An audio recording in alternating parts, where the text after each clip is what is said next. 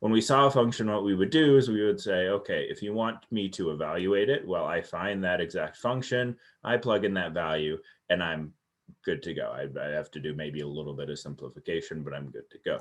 What's spooky about piecewise functions is now we have this bulky thing that seems really weird. Like we don't see a lot of big curly Q brackets in mathematics, so that's new. And now we have these equations, and then we have these inequalities, and we're trying to kind of put all of these things together, which is a little bit tricky.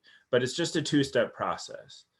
And the first step is like you kind of have to figure out what group it belongs to. So for this first thing, we're trying to find f of -1. Well, I look at this -1. This is the input of my function. This is what I'm plugging it into. And then I look at these the right side of the equation. I'm not even concerned about the left side. I'm talking about the right side. So I look at the right side and say, okay, I use this first equation if x is less than 0. I use this second equation if x is between 0 and 3. And I use this third equation if x is greater than or equal to 3. So my first step is just to pick the right equation. What equation does this fall into? Do I use the first one, the second one, or the third one? And so looking at f of -1, which equation should I use? The first one. Great, yeah, I'm going to use the first equation. So once we get beyond that first step, it's just a function question now.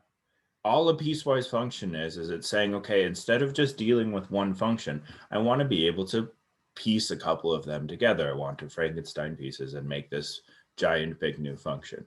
So once I've gotten past the decision of what part of this Frankenstein's monster am I using, well, then it's just a regular question. All I do is take my -1 and plug it into that first equation.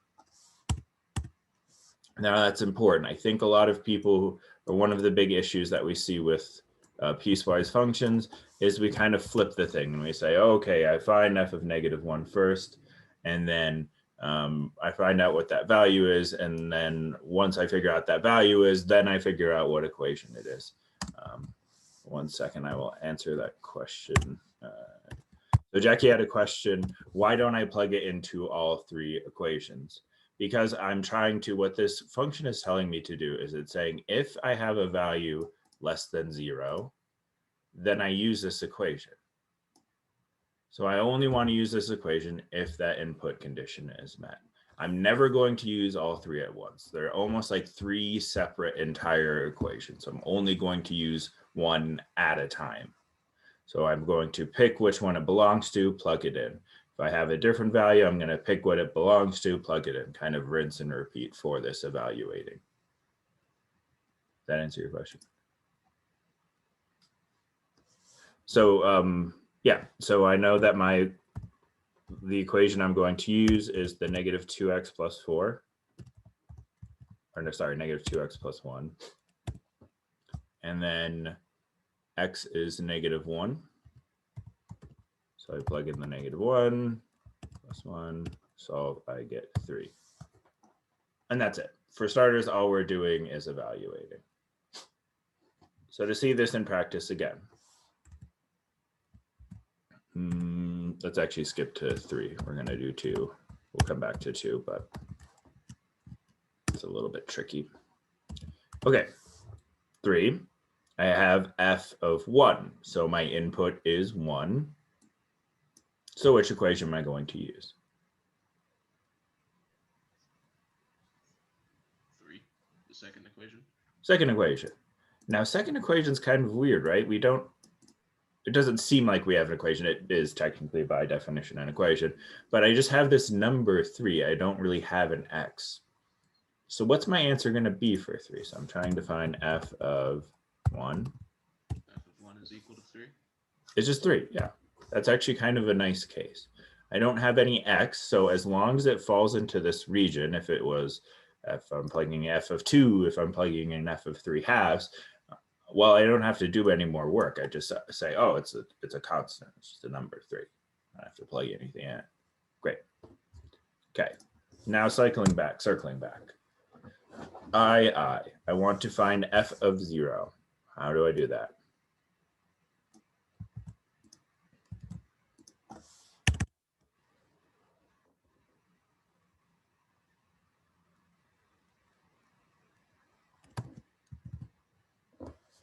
Or I guess, what equation does that fall into? What category does that fall into? Do I use equation 1? Do I use equation 2? Do I use equation 3?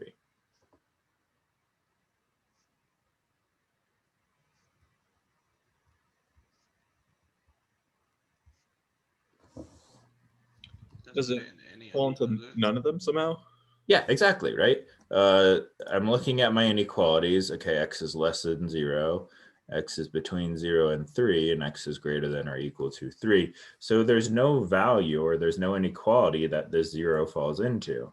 Certainly not less than 0. It's not between 0 and 3, strictly. Like, so it's not greater than or equal to 0.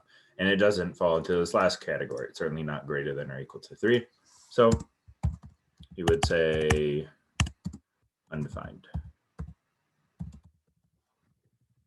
And usually this doesn't really happen. I don't think you'll see a lot of this in my math lab. You won't see this in any exam, but it is an important concept. Piecewise functions, if they're defined well, yeah, we usually have a case something will fall into. It'll fall into the second equation, the third equation. We can even have like 5 equations, but that's not always the case. Sometimes there's just gaps that we didn't really account for because maybe we didn't have information or we just don't know the equation. And so if the input falls into that gap, we say, I don't know what happens there, undefined. I don't know what value would get returned. And now the last one.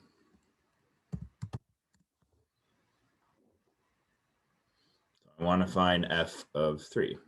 What equation am I going to use?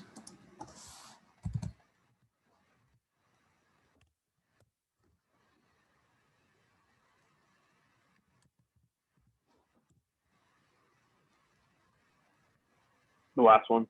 Yeah, so this is kind of a boundary case because here we have an inequality where x is less than 3 and x is greater than or equal to 3. But the key here is this, the greater than or equal to. So if you have that boundary case, we'll look at both of the inequalities.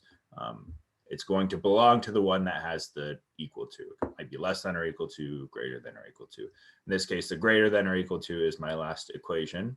So again, that's step 1. I'm kind of fluidly moving through these and I apologize. There are 2 steps. Step 1 is what John just pointed out. I have to pick the right equation. It falls into the third inequality, so I'm picking that third equation. And once I get beyond the picking step, I say, oh, I know I'm using this equation. And now we're just doing a problem that we saw, I don't know, 4 lectures ago, 3 lectures ago. So I plug in the 3.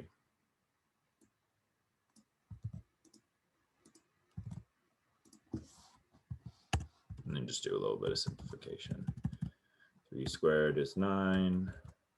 My final answer is 12.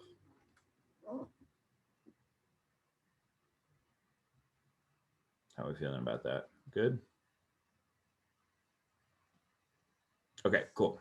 I'm going to turn off my camera because I'm going to be drawing in this question.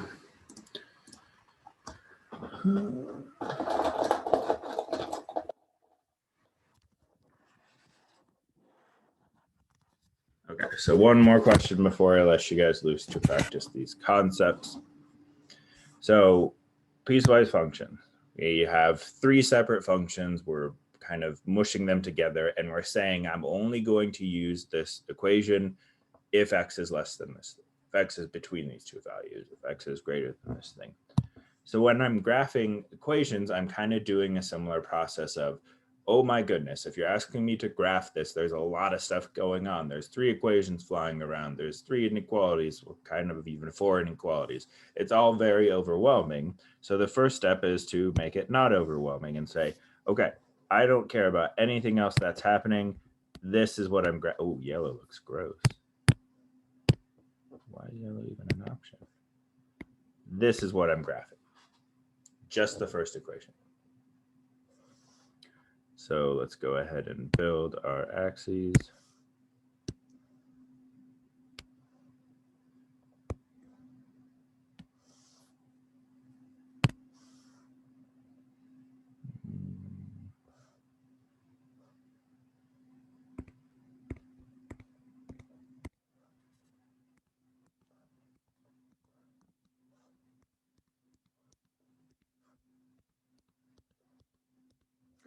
What's my y-intercept for that first equation?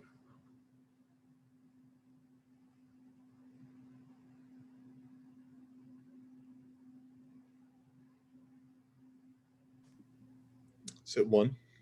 And the slope? 1. What's the slope?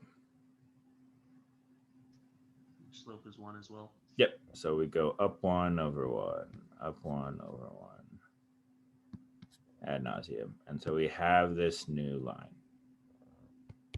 So nothing too terrible yet. Honestly, all that is what we did with lines in section, I don't know, I'm bad with sections 2.1 probably. Okay.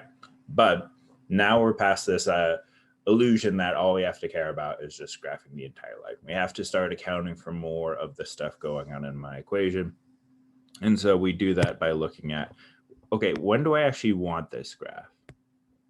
I don't want the entirety of that function because we're dealing with a piecewise function. I'm only going to want it at certain spots. So I know my graph looks like x plus 1. And now I want this to happen when x is less than -1. And so if I have my graph, I would take my pencil and say, okay, x at -1 is right here on my graph. And it is an open circle because it's strictly less than -1.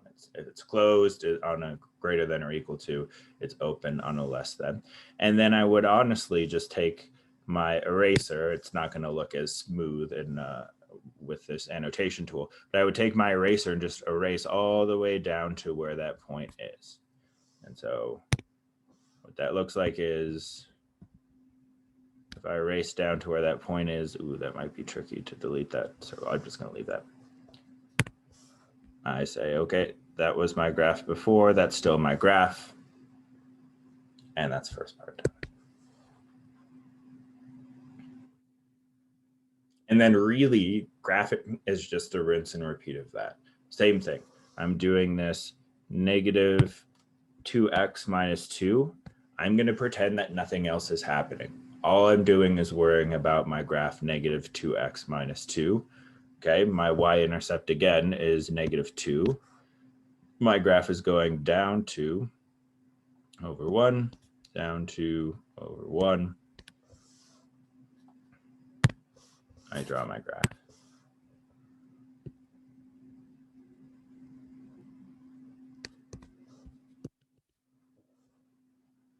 Again, now we have to check, when do I actually want this graph? I probably don't want the entirety. I look at this guy. I want him if x is greater than or equal to -1 and less than 2. So looking at my graph greater than or equal to -1, that means a closed dot. So that will be right here again, conveniently. So I actually don't have an open dot there anymore. It's closed. So I have a closed dot there, and I want to go all the way up to 2, which I think was poorly done, but should be here-ish. And that will be a open dot. And then again, just visually what I would be doing with my pencil, if I had a pencil, is I say, oh, I only want the stuff between those two values. So erase, erase, erase, erase, erase, erase, erase, erase, erase, erase. Again, my annotation tool isn't that seamless, but we'll get there.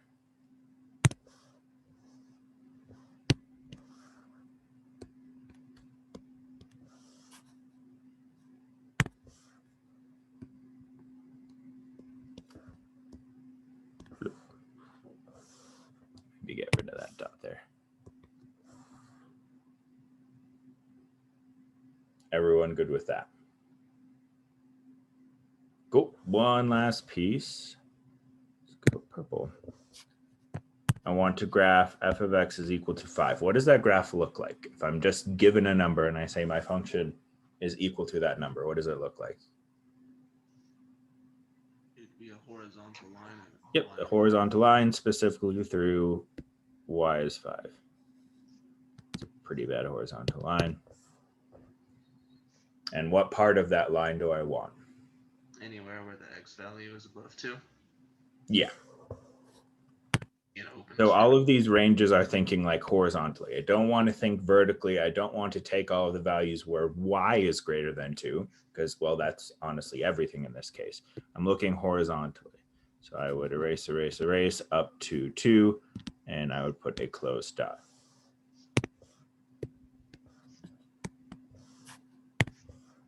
would be an open dot since it's just x is greater than 2. Yes, good call.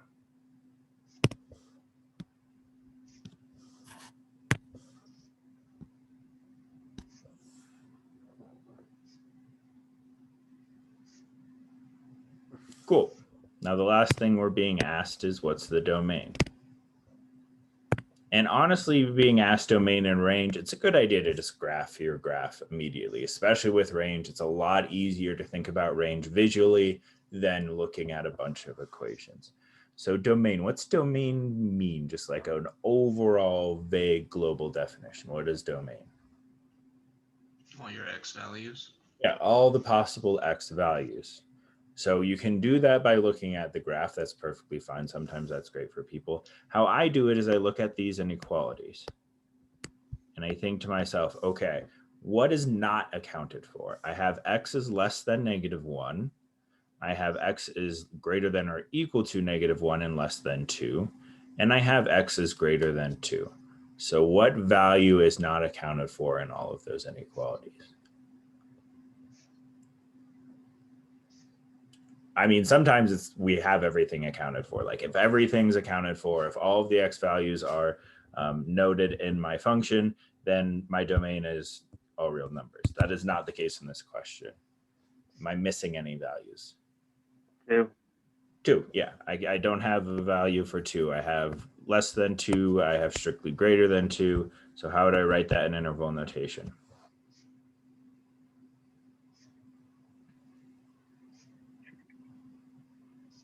-infinity to 2, close parentheses, or still open parentheses, but splitting it union to positive infinity. Perfect. And that is how I prefer domain. On the exam, some of the questions weren't very specific and they just said give domain. So some people did it in different ways. They did set builder notation or they straight up did inequalities. So that was technically true and I gave you points. But from now on, if I'm asking domain or range, I want interval notation. So I'll try to write that on the actual exam, but assume that. If anything, if you're like, oh, it seems weird to write interval notation, you can ask me, but chances are I want interval notation. Okay. What's my range? And I'll kind of leave this one. So domain is all possible x values. Range is all possible y values. So this one's a little bit weird. Anyone have any ideas about the range?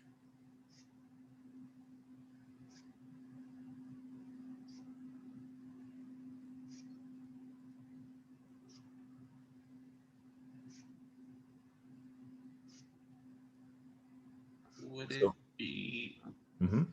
I was going to say -infinity to 0, and then it would jump to like union 5 positive infinity. So -infinity to 0. Bracket on the 0 or parentheses on the 0? Bracket, because you have one of the equations Good there. in the union, then it would jump to 5, no? Yes. And it's just 5, right? It actually doesn't go any higher than this. It's just that thing, right? It's going to be 5 for the rest of it. So this is Okay, something we haven't seen with interval notation, is that if it's a single value, well, I guess we have, it's just been disguised. We just write the single value.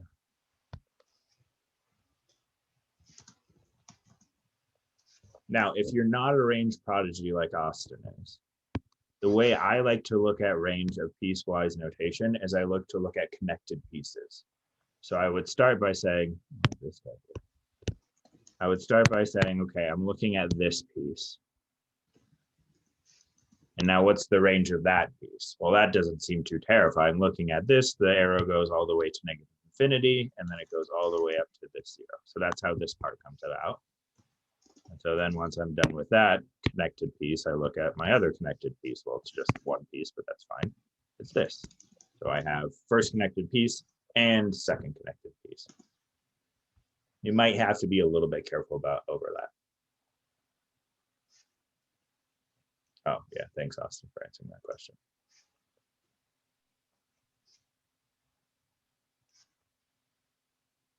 Cool.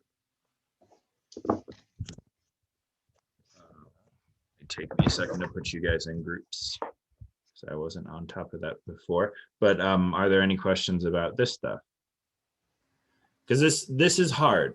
Like piecewise functions are hard. Some people have experience with it, so they're kind of running through this, which is great. Good job them.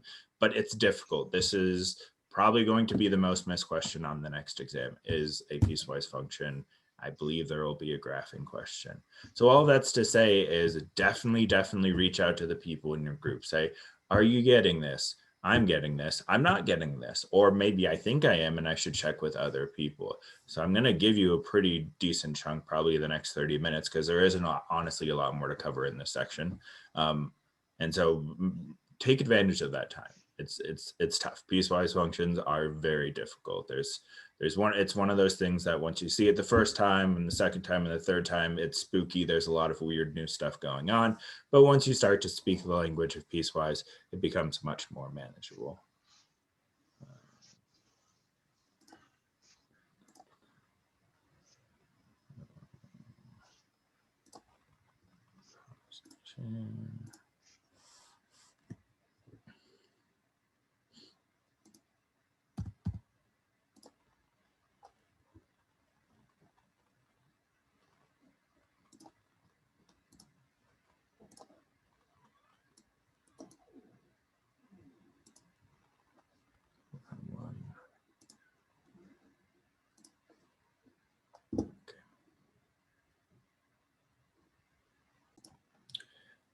Okay, we're gonna close off this section with and the theme in mathematics a lot of times is we say, okay, you know how to evaluate, or at least you vaguely understand how to evaluate functions and maybe how to graph them. And now we will want to say, okay, if I give you a graph, are you able to go backwards and write it as an equation? So again, I'll probably draw because it's easier for this section. So I have this graph here, and using kind of a similar concept, at least maybe a similar logic to the previous question. If I just look at this, it's pretty overwhelming. Like it doesn't look like a graph that I've probably seen in a while. I mean, this should have a closed dot on it like that.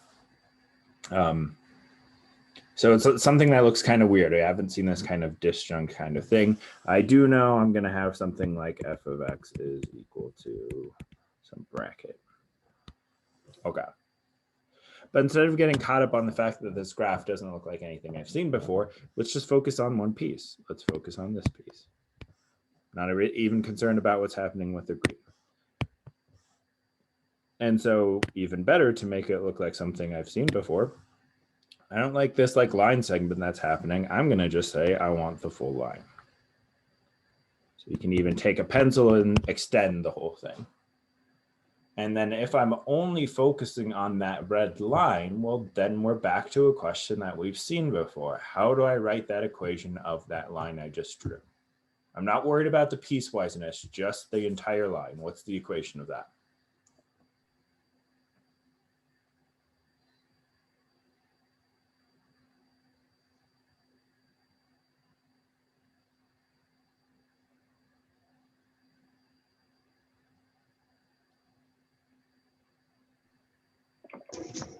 Would it be like x plus 2 or something? Perfect. That's exactly what it would be, right? My y-intercept is 2. And my slope is, it goes up 1 over 1, up 1 over 1. Great. That's just line stuff. That's section 2.1, nothing new there. The new stuff comes into play when we go back and we say, okay, now I have my equation. I know my equation of a line. I'm good to go there. Now I have to determine that if part, the second part of that. So I want to describe the region that my graph is occurring. And again, this is where maybe doing some drawing works. I could look at the starting point and say, okay, that's my starting point. I look at my ending point. That's my ending point. So what is the region right there? What are my x values for that function?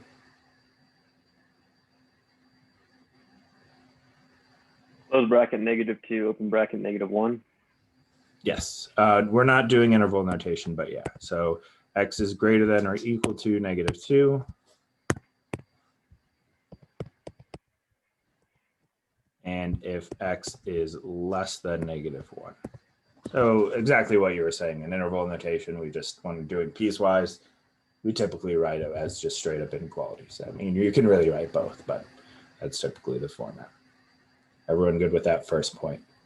And just so we're on the same page entirely, this greater than or equal to is because we have a closed dot on -2, and we have an empty dot on -1, or an open dot on -1. So that's where that greater than or equal to versus just the straight less than goes.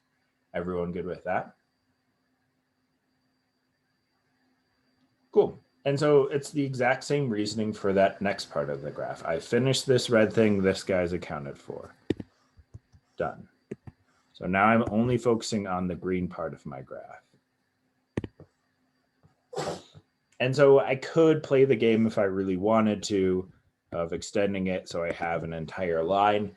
Honestly, in this part, it seems like overkill because, well, looking at what I have, I kind of, I know what my intercept is. I probably know what my slope is. So you don't always have to extend the line out. I just do that if it helps me kind of visualize what the entire line is. So how do I write the equation of this green line? Just the line. I'm not concerned about the inequality quite yet. It's -x plus 2 now. Yep. So my slope is down 1 over 1. My intercept again is +2. Cool. And now again, I have to talk about the region. Where is this graph happening? So looking at this, it starts here at this -1, and I have an arrow. Sorry, I have an arrow. So this goes on forever and ever and ever and ever in this direction. So how do I describe that region? Like kind of dashed line. I want to talk about all the x values. If x is greater than or equal to -2. -1. Yeah, my bad, yeah.